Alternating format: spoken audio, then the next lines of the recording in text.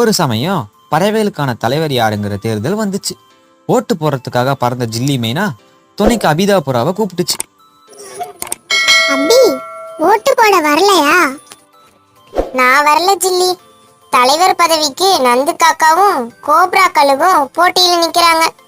ரெண்டுல எது ஜெயிச்சாலும் நமக்கு எந்த நன்மையும் செய்ய போறதில்ல. என்ன அபி இப்படி சொல்லிட்ட?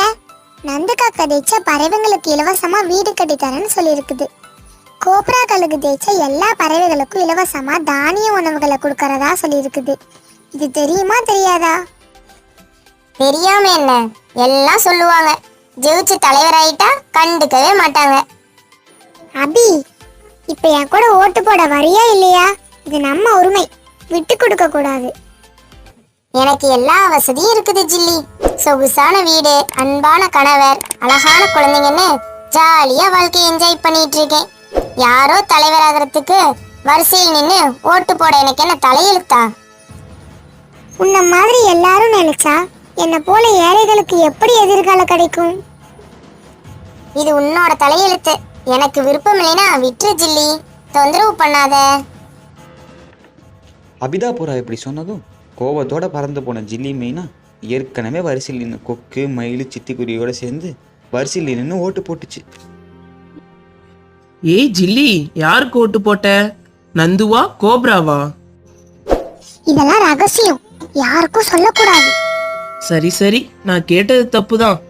உன் முகத்துல சந்தோஷத்துக்கு பதிலா வருத்தமா இருக்கிற மாதிரி தெரியுதே, என்ன காரணம்?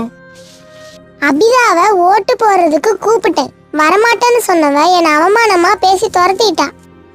சொகுசா வாழ்றவளை கூப்பிட்டா அப்படிதான் சொல்லுவா. இதுக்கெல்லாம் கவலைப்படலாமா?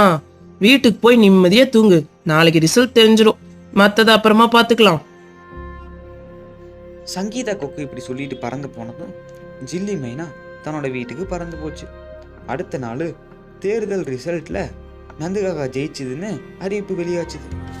ஆஹா, நான் நினைச்ச மாதிரி நந்து காக்கா ஜெயிச்சிருச்சே. இனிமேல் என்ன மாதிரி இருக்கிற எல்லா பறவைகளுக்கும் வசந்த காலம் தான். ஜில்லி மைனா பெருசா ஒரு பூமாலையை வாங்கிட்டு போய் வாழ்த்து சொல்லுச்சு. எல்லா பறவைகளும் அங்க இருந்துச்சு. அபிதா புறா மட்டும் அங்க மிஸ்ஸிங். என்னை தலைவராக்குனதுக்கு எல்லா பறவைகளுக்கும் நன்றி தெரிவிச்சுக்கிறேன். எல்லா பறவைகளுக்கும் வசதியா வாழ்ற மாதிரி நிச்சயமா ஒரு வீடு கட்டி தருவேன். தலைவர் பதவியேற்பு விழா முடிஞ்சதும் ஜில்லி மைனா கிளம்புறப்ப லேசா மழை ஆரம்பிச்சது. நனைஞ்சுக்கிட்டே வீட்டுக்கு போச்சு. அன்னைக்கு நைட்டு இடியும் மின்னலோட செம்மையா காத்தடிச்சுது. சூரியன் உதிச்ச அடுத்த நாள் ஜில்லியை பார்க்கறதுக்காக அபிதா புறா அங்க வந்துச்சு. ஜில்லி, நேத்து பேஞ்ச பேய் மலையில என்னோட சொகுசு வீடு இடிஞ்சு போய் தர மட்டமாயிடுச்சு. நந்து காக்கா கிட்ட சொல்லி எனக்கு ஒரு வீடு கட்டி தரத்துக்கு சிபாரிசு பண்றியா? எனது வீடு முழுசும் இடிஞ்சிருச்சா? ஐயோ பாவம். சரி, நான் எதுக்கு சிபாரிசுக்காக வரணும்? நீயே நேரடியா போய் நந்து தலைவர்கிட்ட புகார் கொடு.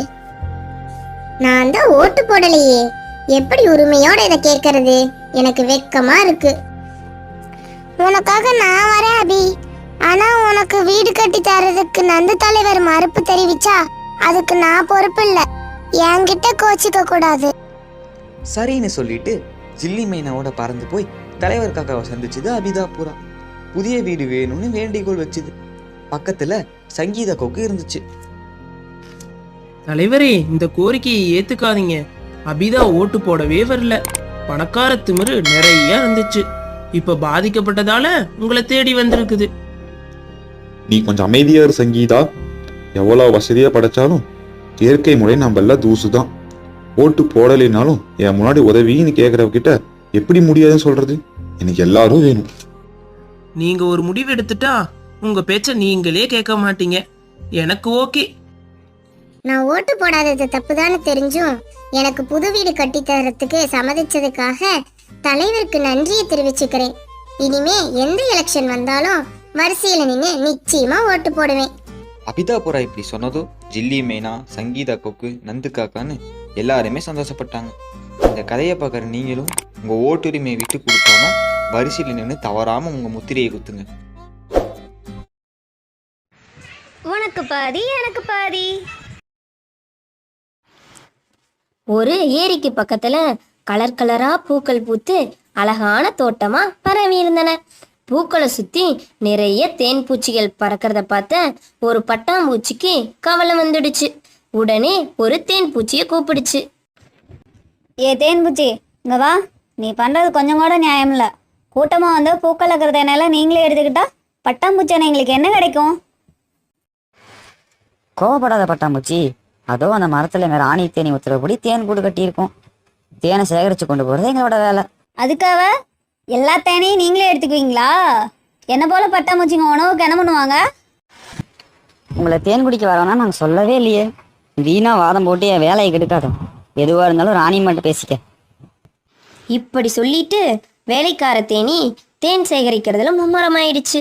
பட்டாம்பூச்சி மரத்து மேல பறந்து ராணி தேனியை கூப்பிட்டு நியாயம் கேட்டுச்சு. ராணியம்மா, நீங்க தேன் கூடு பெருசா கட்டுறதுக்காக வேலைக்கார தேனி அனுப்பி மொத்த பூக்கள் தானையும் கொண்டு வர சொல்றது ரொம்ப அநியாயம். என்ன போல பட்டாம்பூச்சியோட உணவு இதுதான் உங்களுக்கு தெரியாதா? மற்றவங்கள பற்றி யோசிச்சு நாங்கள் எப்படி தேன் கூடு கட்டுறது? உன்னால் முடிஞ்ச தேனை நீ எடுத்துக்கோ, எங்களால் முடிஞ்ச தேனை நாங்கள் எடுத்துக்கிறோம். நியாயம் அநியாயம் பார்த்தா எங்கேயுமே தேன் கூடு கட்ட முடியாது. சரி சரி, சமாதானமாக பேசலாம், சண்டை வேணாம். பூக்கள் இருக்கிற தேனை பாதி நீங்கள் உறிஞ்சிக்கிட்டு மீதி தேனை எங்கள் பட்டாம்பூச்சிகளுக்குன்னு ஒரு ஒப்பந்தம் போட்டுக்கலாமா? ஒப்பந்தமாவது மண்ணாங்கட்டியாவது இதெல்லாம் சரிப்பட்டு வராது.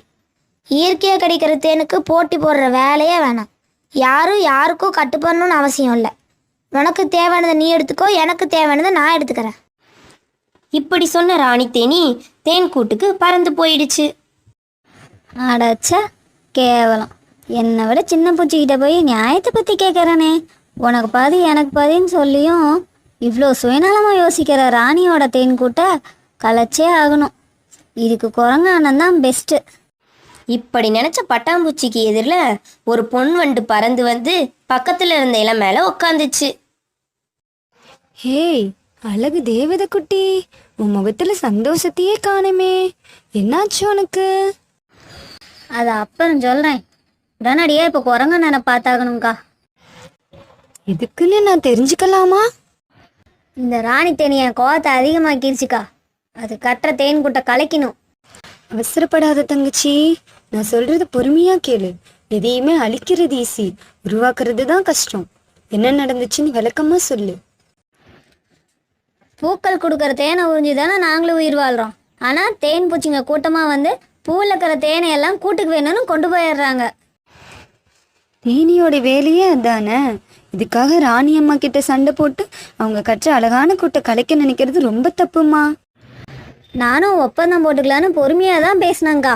ஆனால் ராணி தேனி சம்மதிக்காமல் எடுத்தெறிஞ்சு பேசிடுச்சு. குரங்கு அண்ணனை கூப்பிட்டு வந்து கோட்டை கலைச்சாதான் எனக்கு மனசில் நிம்மதி கிடைக்கும். உன்னோட அழகுக்கு இந்த வெறித்தனமெல்லாம் கூடாது தங்கச்சி. எனக்கு மட்டும் இல்லை, மனுஷங்களுக்கு பட்டாம்பூச்சிகள்னா ரொம்பவே பிடிக்கும். இப்போ நான் கேட்குற 3 கேள்விகளுக்கு மட்டும் பதில் சொல்லு. நியாயமா இருந்தா நானே இந்த தேன் கூட்டை கலைச்சிடுறேன். சரிக்கா, கேளுங்க. தேனீக்கள் மொத்தமா வந்து பூக்கள் தேனை உறிஞ்சிருதா சொன்னா சரி. பட்டாம்பூச்சிகள் கூட்டமா வரக்கூடாதுன்னு எப்போவாவது ராணி தேனி வந்து சொல்லிச்சா? இல்லைக்கா. அடுத்த கேள்வி, இந்த பூவில் இருக்கிற தேனை சாப்பிட்டு உன்னோட குழந்தைங்களுக்காக கொண்டு போறியா? நானே இப்போ தான் புழுவிலேருந்து பட்டாம்பூச்சியாக மாறியிருக்கேன். இப்போதைக்கு என் வயிற்று பசிக்கு தான் தேன் குடிக்கிறேன். முட்டை போடுறதுக்கு ரொம்ப நாள் ஆகும். சரி, 3வது கேள்வி, மனுஷங்க உணவுக்கும் மருந்துக்கும் தேன் அதிகமாக பயன்படுத்துகிறாங்க. ஆனால் நீ மட்டும் சாப்பிட்றதுல யாருக்காச்சும் நன்மை இருக்குதா? இல்லைக்கா. இப்போ புரிஞ்சிருப்பியா தங்கச்சி? ராணியம்மா கட்டுற தேன் கூடு அவங்களுக்கு மட்டும் இல்லாமல் மற்றவங்களுக்கும் பயன்படுது. நீ உனக்காக மட்டும் தேனை தேடுற. இந்த விஷயத்தில் ராணியம்மா ஓஸ்தியா நீ ஓஸ்தியா? தப்பு என் மேலே தான்க்கா. மற்றவங்களுக்கு உதவுற ராணி தேனியை சரியாக புரிஞ்சுக்காம ஏதோ பேசிக்கிட்டேன். இப்பவே போய் மன்னிப்பு கேட்குறேன். இனிமேல் தேன் கூட்டை கலைக்கணுங்கிற எண்ணம் உனக்கு வரவே கூடாது. சேச்சா, மடத்தனமாக யோசிச்சா கெட்ட புத்தி தான் தோணும். நல்ல வேலை, பக்குவமாக எடுத்து சொல்லி என் தப்பான புத்தியை மாற்றிட்ட. நான் இப்போ ரொம்ப நல்லவளாயிட்டேன். தேங்க்ஸ்க்கா. ஓகே தங்கச்சி, இப்பதான் நீ ரொம்ப ரொம்ப ரொம்ப ரொம்ப அழகா இருக்க. என் கண்ணே பட்டுருச்சு. வீட்டுக்கு போய் திருஷ்டி சுத்தி போட்டுக்கோ. பட்டாம்பூச்சி மனசை மாத்தின சந்தோஷத்துல பறந்துச்சு பொன்வண்டு. இந்த வீடியோ உங்களுக்கு பிடிச்சிருந்தா லைக் பண்ணுங்க, கமெண்ட் பண்ணுங்க, ஷேர் பண்ணுங்க, மறக்காம சப்ஸ்கிரைப் பண்ணுங்க.